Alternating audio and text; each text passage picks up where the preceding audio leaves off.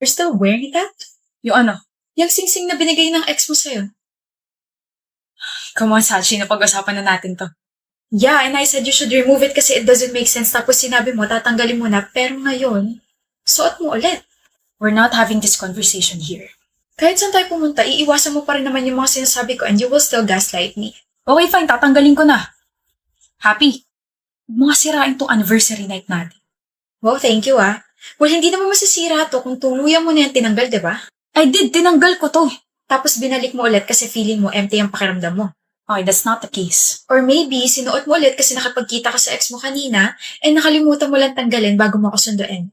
Ano ba pinagsasabi mo dyan? You're being crazy again. Stop with your crazy ideas. I told you, you should stop hanging out with your friends kasi bad influence sila sa'yo. You know what, Sachi? This is pointless. You just ruined our night and I hope makatulog ka sa ginawa mo ngayon. I did some effort tonight. I dressed up, tapos...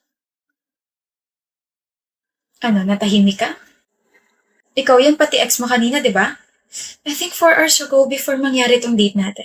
You dressed up for your ex, not for me. Kasi ganito pa rin naman yung ayos mo nung nakipagkita ka sa kanya kanina eh. Pinapasundan mo ako? No. Or sinusundan mo ako? I knew it! You're crazy. Hindi mo ba naisip na careless ka lang?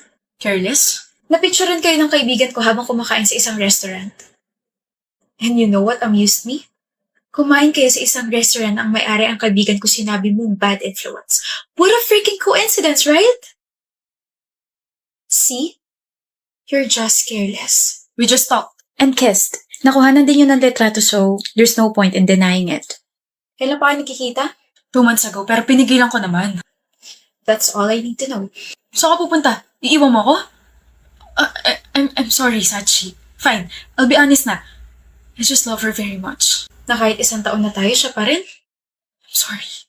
Ang hilig niyo pumasok sa isang relasyon na kahit alam niyo sa sarili niyo na mahal niyo pa rin ex niyo. Kapal na mukha mo, Jamie. Sobrang sama ng ugali mo. I don't want to embarrass you, pero sana nakipag-break ka muna sa akin bago mo sinimulan yung kalokohan mo. Saan ka pupunta? Iinom kasama mga friends ko. Heartbroken ako eh. Pero hindi pa bayad yung bill. I don't have my wallet with me, Sachi. Sabi mo ikaw magbabayad ngayon. I know. Diyan man lang makabawi ako sa ginawa mo, diba? Sachi, lagpas 5K tong bill natin. O eto, piso. Hanap ka naman lilibre sa'yo. Or, ask for your ex-help para malaman mo kung gaano kakapal yung mukha mo. Eat well. Ganda ng ngiti natin, Bianca. Ano meron?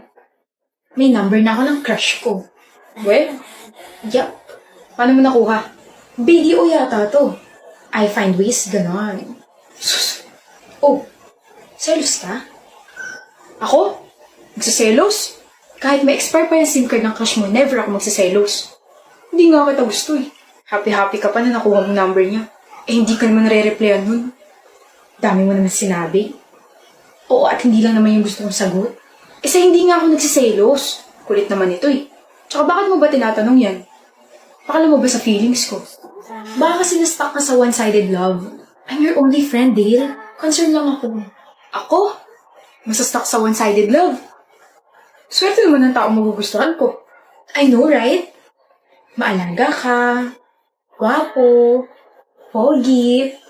Gwapo. Pogi ulit. Hoy, talino ko. Minsan kasama ako sa top 5. Madalas nga lang patapon. Okay lang yan. Rest in peace na sa namayapa mong grades. Bahala ka nga, Bianca. Pero alam mo, kaugali mo yung crush ko. Baka crush mo. Anong ikaw? Ang kapal naman ng mukha mo. Ikaw? Magiging crush ko? Pwede. Hoy, Bianca, wala ako sa mood makipagbiruan ha. Ayusin mo yung mga pinagsasabi mo at baka mauto ako. Kapag ba tinext kita, re-replyan mo ko? Oo naman. Eh bakit sabi mo kanina hindi ako re-replyan ng crush ko? Eh kasi nga. Huh? Ano? Teka. Naguluhan ako bigla. Nagpalit ka ng number, di ba? Ni-blackmail ko yung kapatid mo para makuha ko. Kasi nga, video ako. I find ways. Bianca. Yes, my lovey-dovey crush. Gusto mo bang makutos?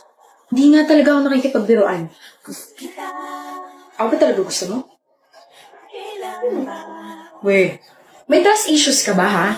Gusto mo ba ako na yung mandigaw para maniwala ka? Bianca! Ano Ba't ka sumisigaw? Gusto kita. Dale! Ano? Gusto rin kita. Bianca! Ano na naman? Kinikilig ako. Ako rin kinikilig. Liligawan na kita, bahala ka dyan. Sasagutin na kita, bahala ka dyan.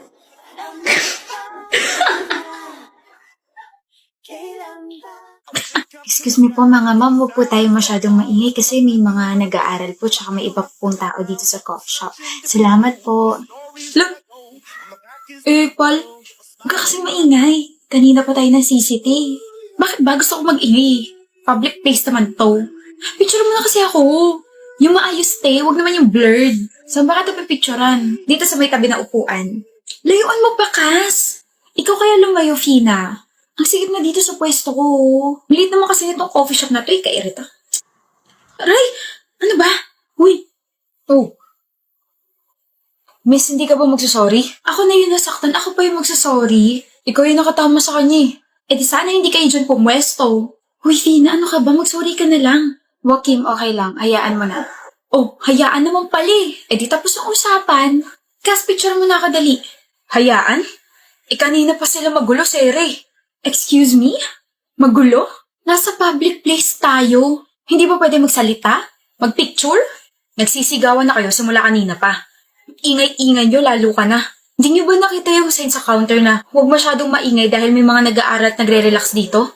Be considerate naman mga miss. Dami mo sinabi, sorry. Huwag sa akin. Mag-sorry ka sa girlfriend ko. Lah, sorry miss ha.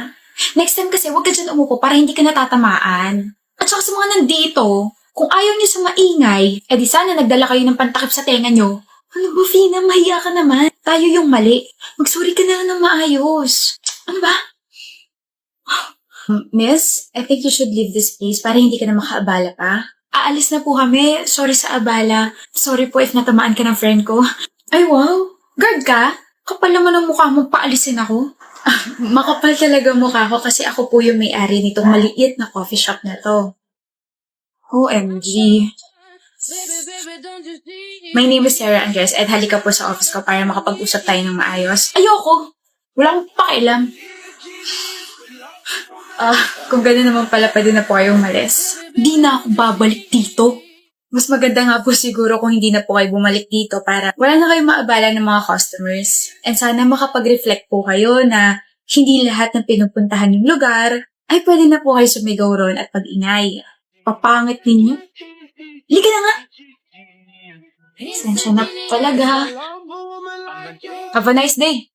Sa mga nandito po, pasensya na po talaga. Okay ka lang, mahal? Oo. Dadating girlfriend ko. Huwag sana kayo magulo. Finally. Hoy Lloyd, huwag ka raw magulo. Sira ulo. Ikaw huwag magulo, Antonio. Guys, please. Oo na. Mababait naman talaga kami, sorry ni. Don't worry. I'm serious. Seryoso rin kami. I trust you both. Ngayon mo pala siya ipapakalala, di ba? Maganda ba? I stalked her yesterday. She's hella photogenic. Upapanlin lang pre. Maraming mala itsura sa pictures nila. Kala mo maganda pero bagsak pala. What? Wala. Antonio, why would you stalk her? Curiosity. She's here.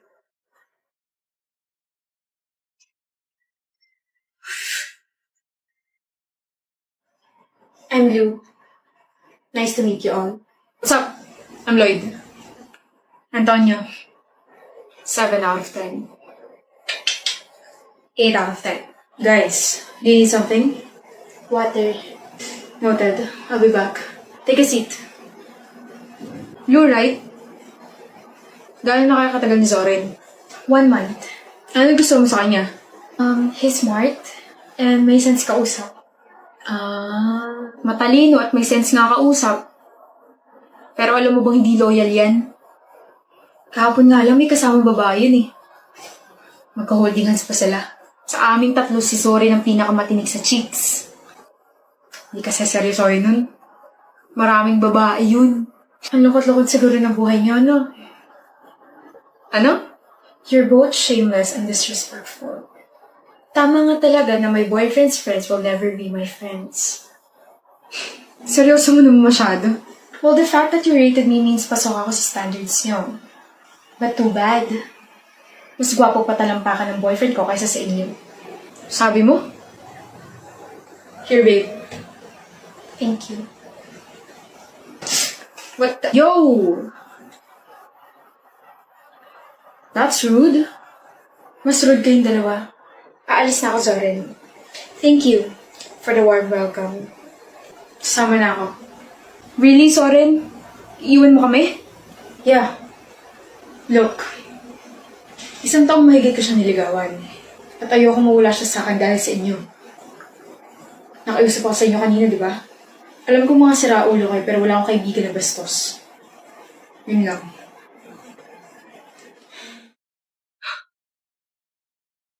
Faith, kakain ka na ba?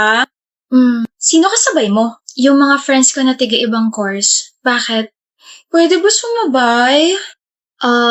Dali na. Kasi Nari. Bakit? Bawal?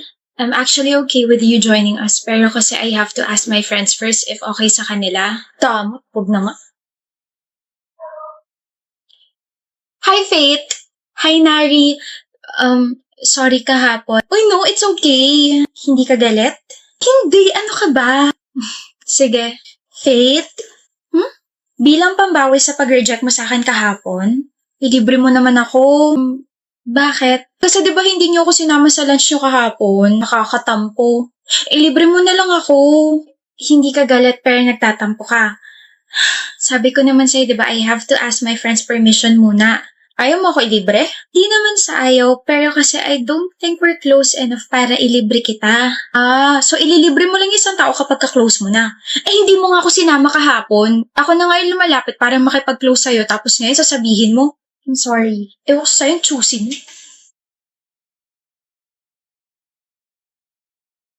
Kakainis. Init na naman ang ulo mo, Nari. Ito kasing si Faith, damot. Yung pinakatahimik at pinakamabait na kablock natin? Madamot? Sigurado ko ba si Faith yan? Mabait? Hindi naman mabait yan eh. Lumabas na yung tunay niya ugali. Bakit ano nangyari? Dalawa kasi yung nangyari. Una, gusto ko sumabay sa kanya kahapon sa lunch, pero kasama niya pala yung mga friends niya tiga-ibang course. Tapos syempre, nagtanong ako kung pwede ba sumama, ganun-ganun. Sabi ba naman, tatanungin niya muna yung mga friends niya kung pwede. Tapos ito pa, kanina lang to nangyari ha. Sabi ko, bilang pambawas sa ginawa niyang pag-reject sa akin kahapon, kailangan niya akong ilibre. Sabi ba naman, hindi kami ganun ka-close para ilibre niya ako? Pangit na ugali. Diba, nakakala talaga siya. No, Nari, sino ka ba para ilibre niya? Ano? Tama naman siya eh. Hindi kayo close para ilibre ka niya. Ang kapal naman ng mukha mo, te. Oo nga, hindi ka ba nakakaramdam ng hiya tapos ngayon kung ano-ano yung mga pinagsasabi mo tungkol sa kanya? What about yung pagtanggi niya sa akin kahapon? Ay nako, hindi ka kilala ng mga friends niya. They have plans tapos bigla kang susudpot doon? O sige ganito, okay lang kay Faith na sumabay ka sa kanila. Pero hindi mo ba naisip na baka maging uncomfy yung mga friends ni Faith lalo na at hindi ka naman nila kilala? Kinakampihan niyo ba siya? Oo, Nari. Kasi sa ugali mo ngayon, ang pangit-pangit mo ka-banding. Hindi ka lang napagbigyan tapos sisiraan mo agad yung tao?